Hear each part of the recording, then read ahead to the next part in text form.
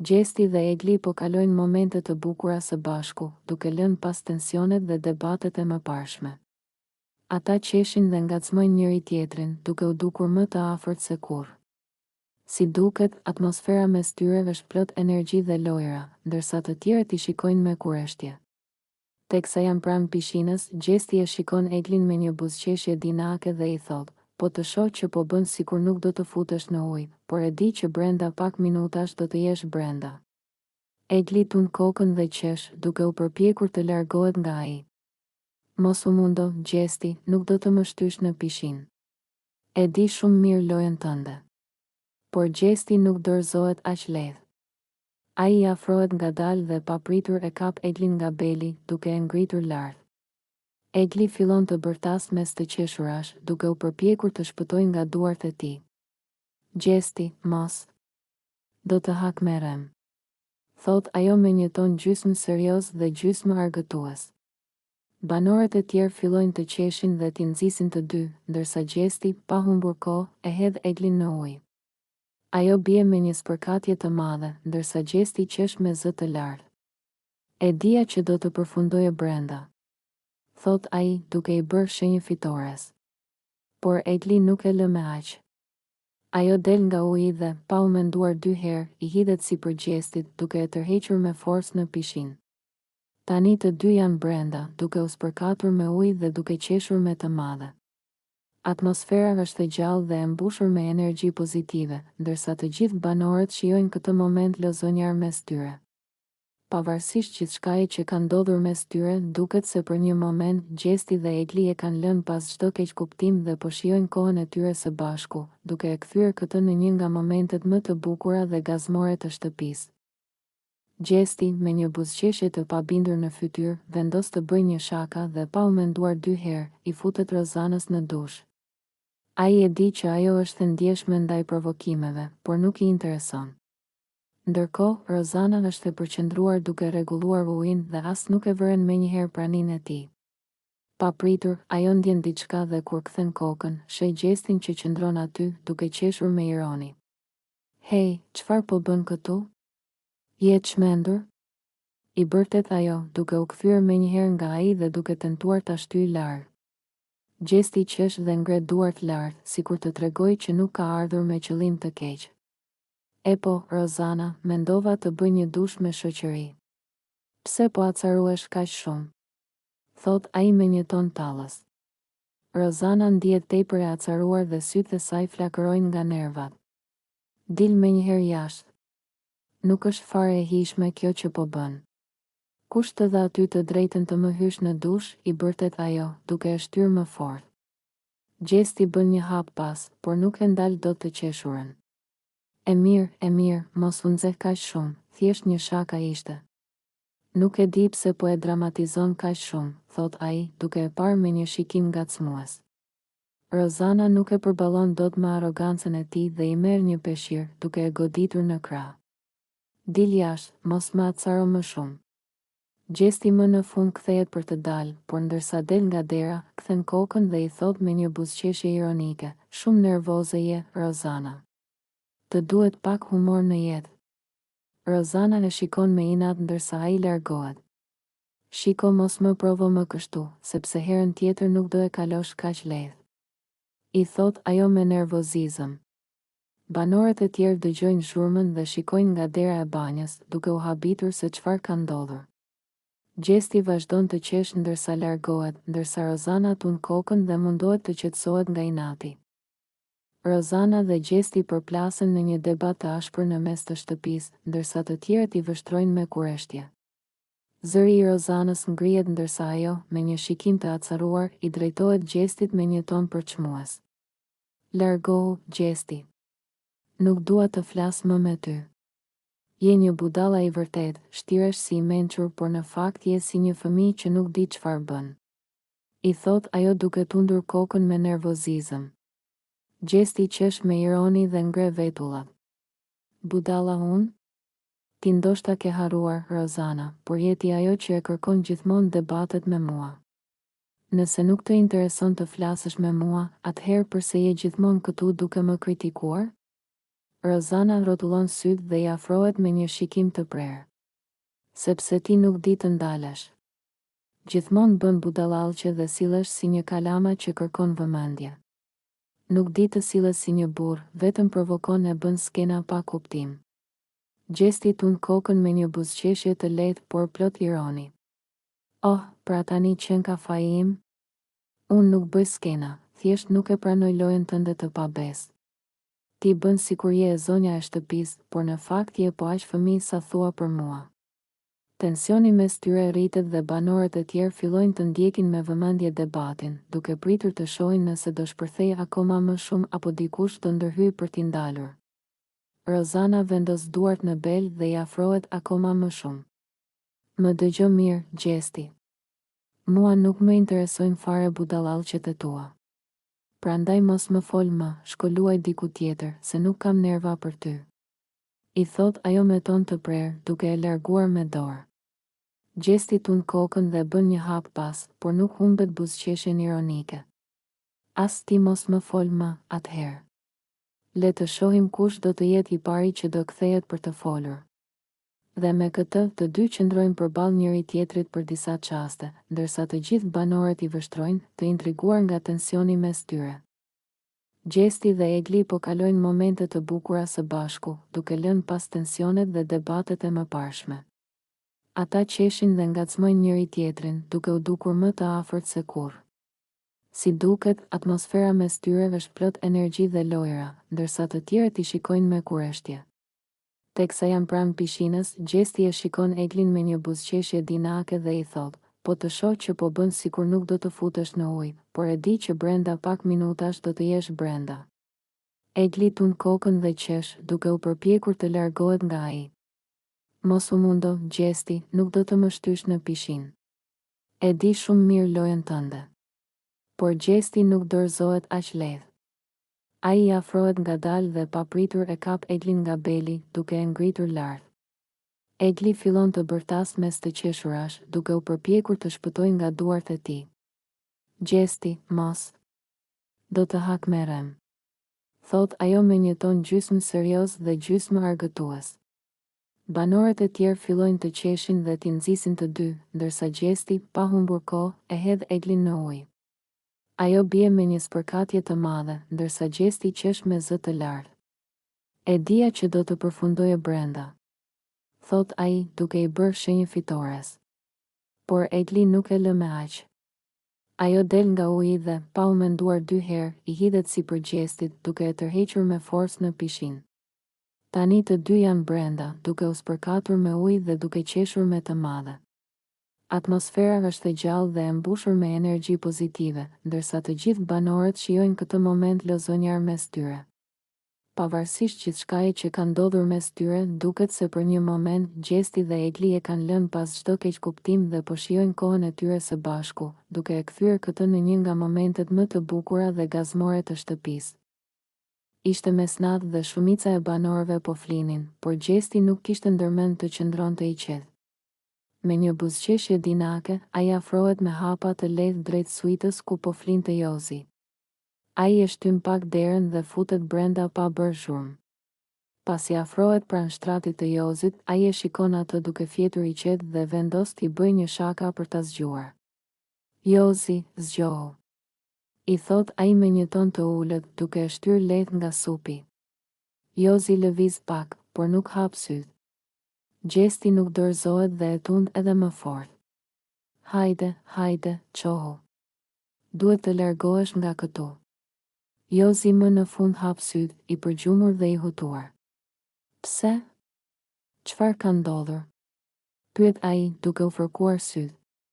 Gjesti qesh dhe i përgjigjet me një ton të sigurt, sepse unë do rri këtu me Loredanën.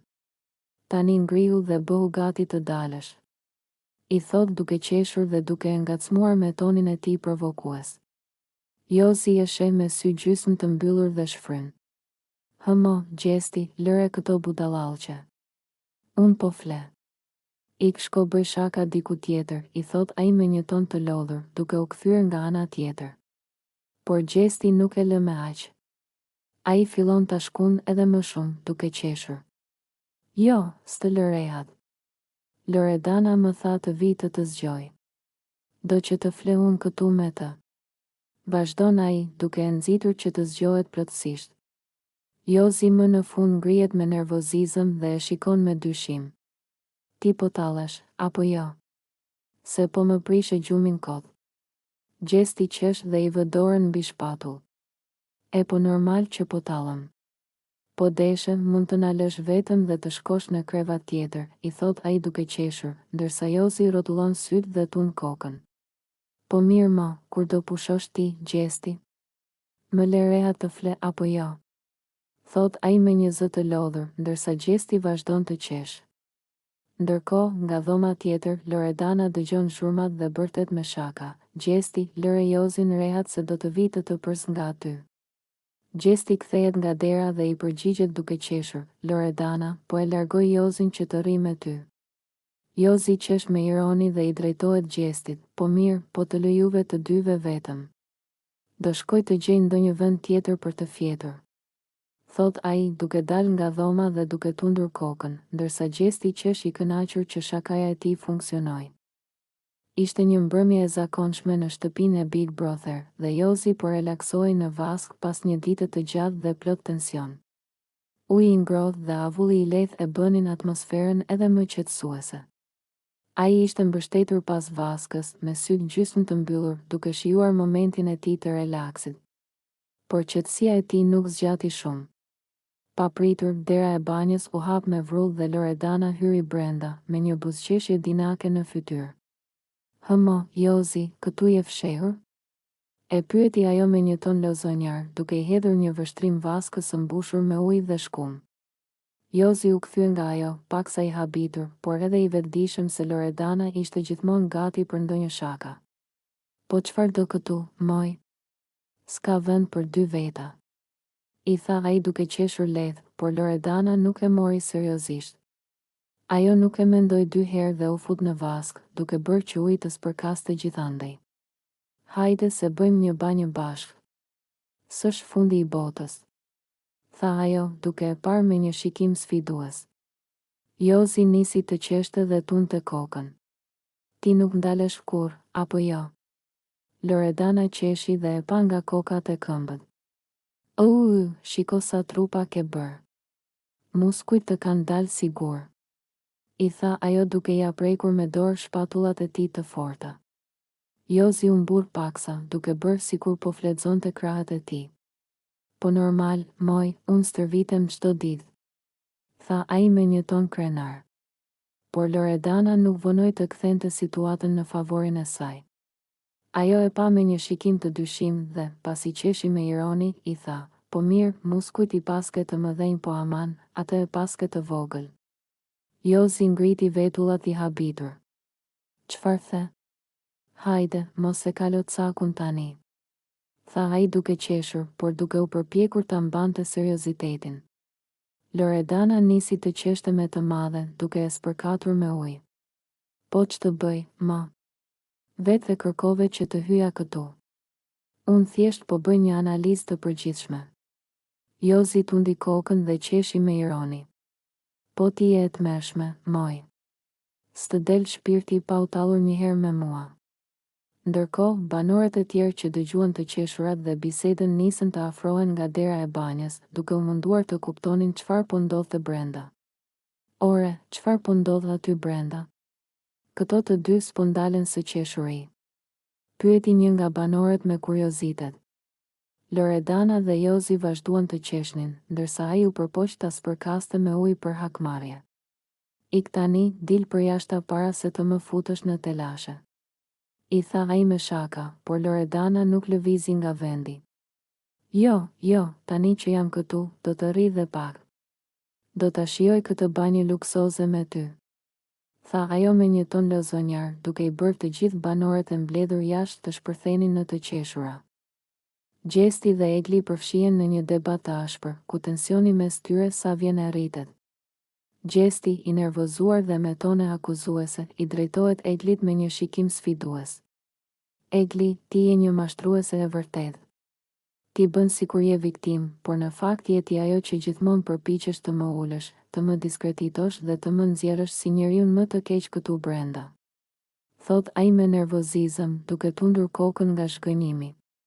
Egli, e cila nuk pranon të mbetet në heshtje, kthehet menjëherë kundër tij me një ton të prerë. Unë mashtruese?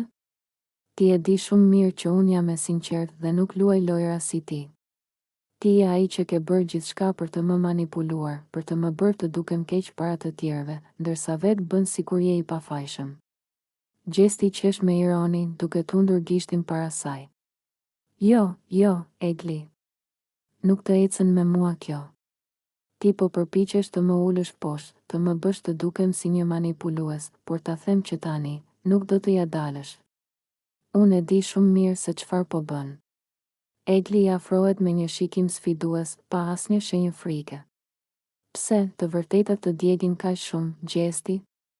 Mos haro që e gjithë shtëpia ka parë si sillesh, si thur intriga dhe si e përdor çdo situatë për të dalë viktim. Unë nuk kam nevojë të ul poshtë, ti e bën vetë këtë me veprimet e tua. Gjesti shtrëngon nofullat duke marrë frym thellë. Mendove se do më shkatëroje, por e ke gabim. Nuk kam nevojë për ty apo për askën tjetër që të mbjetoj këtu. Ti mund të përpiqesh sa të duash, por unë nuk bie në grackat e tua. Egli e sheh drejtë në sy dhe tund kokën me përçmim. Mos u mundo të luash viktimën me mua, Gjesti. Të njoh shumë mirë. Ti e di që s'ke më asnjë ndikim mbi mua dhe kjo të djeg. Banorët e tjerë, të habitur nga debati i tyre, i shikojnë pa folur, ndërsa tensioni mes tyre arrin kulmin. Duket qartë që ky konflikt nuk do të përfundojë shpejt dhe se mes Gjestit dhe Eglit lufta sapo ka filluar. Gjesti dhe Rozana përplasen në një debat të ashpër, ku tensionet mes tyre arrin kulmin. Gjesti, i acaruar nga sjellja e Rozanës, i afrohet me një shikim të ftohtë dhe të ashpër, duke e bërë të qartë se ai nuk ka më durim për të. Ik zhduku, mos më fol më me gojë. Nuk dua të dëgjoj më asgjë nga ty. I thot ai me një ton të lartë, duke u përpjekur të mbajë qetësinë, por dukshëm i irrituar. Rozana, e befasuar nga reagimi i tij, i përgjigjet me një ironi të lehtë, po çfarë ke tani? Pse të djeg kaq shumë? Apo ndoshta e di që kam të drejtë dhe s'të pëlqen ta dëgjosh. Gjesti tund kokën dhe qesh me nervozizëm, duke kaluar duart në flokë. E di shumë mirë se çfarë bën ti. Ti e plot intriga, gjithmonë i manipulon situatat në favorin tënd dhe pastaj del sikur je viktima. Po e di çfarë. Nuk më intereson më. Nuk më don, as nuk të plas për mua, ndaj mos u mundo kot të bësh sikur të intereson. Rozana e vështron me një buzëqeshje të hidhur. Nuk më plas për ty? Ha, shumë mirë. Sepse as unë nuk dua të merrem më me ty. Më mirë larg një personi si ti që e ndryshon mendjen çdo 5 minuta dhe nuk di çfarë do. Gjesti shtrëngon nofullat dhe e shikon me inat. Shumë mirë atëherë. Qëndro larg meje dhe mos u mundo të më përfshish më në dramat e tua të kota. Unë kam punë më të rëndësishme se sa të merrem me ty dhe me lojrat e tua. Debati i tyre ndizet edhe më shumë, ndërsa banorët e tjerë i shikojnë me kurreshtje, duke ndjerë tensionin që po mbushte dhomën. Gjesti largohet me hap të shpejt, ndërsa Rozana mbetet aty, duke buzëqeshur me ironi, sikur të kishte fituar diçka nga kjo përballje. Por në të vërtetë, asnjëri prej tyre nuk e kishte fituar këtë betejë, ishte thjesht një tjetër kapitull i një lufte që nuk dukej se do të përfundonte shpejt. Egli, duke e vështruar Gjestin që ishte shtrirë në krevat, vëren se ai është në një gjumë të thellë. Ai duke i lodhur, ndoshta nga debatet, nga tensionet e ditës apo thjesht nga raskapitja e lojës brenda shtëpisë. Pavarësisht gjithçkaje që kishte ndodhur mes tyre, pavarësisht shgënjimeve dhe fjalëve të ashpra që kishin shkëmbyer, Egli nuk mund ta shikonte atë ashtu, pa një mbulesë, i shtrirë në krevat ndërkohë që freskja e natës kishte filluar të mbushte dhomën. Ajo ngadalë afrohet, duke u siguruar që të mos bëj zhurmë, që të mos e zgjojë. Me duar të buta, ajo merr jorganin dhe e vendos mbi trupin e tij, duke e mbuluar ngadalë, sikur po kryente një veprim të natyrshëm, por që në të vërtetë kishte një domethënie më të thellë. Egli e vështron për një moment, duke marrë frym thellë. Në fytyrën e tij të qetë, ajo mund të shite një anë tjetër të gjestit, jo atë djalin sfidues, kokfort apo provokues, por dikë që ndoshta edhe ai kishte nevojë për kujdes dhe për dikë që të mendonte për të. Duket kaq i qetë kur fle, mendon me vete Egli, ndërsa një buzëqeshje e lehtë i kalon në fytyrë. Por sapo ajo bëhet gati të largohet, gjesti lëviz pak dhe mërmërit diçka nëpër gjumë. Egli ngrim për një moment, duke menduar se ai mund të zgjohej, por ai thjesht rrotullohet pak, ndërsa ai organi që ajo i kishte vendosur mbi trup mbetet aty. Edhe pse ndoshta nesër do të debatonin sërish, edhe pse ndoshta ai do të bënte sikur nuk i vinte re gjërat e vogla që ajo bënte për të, Egli e dinte që në një mënyrë apo në një tjetër, ajo ende kujdesej për të. Edhe kur ai e kishte mërzitur, edhe kur i kishte thënë fjalë të rënda, ndoshta ndjenjat e saj për të nuk ishin zhdukur plotësisht. Duke hedhur një shikim të fundit, ajo largohet ngadalë, duke e lënë gjestin të flejë i qetë, pa e ditur se dikush kishte qenë aty për të kujdesur për të.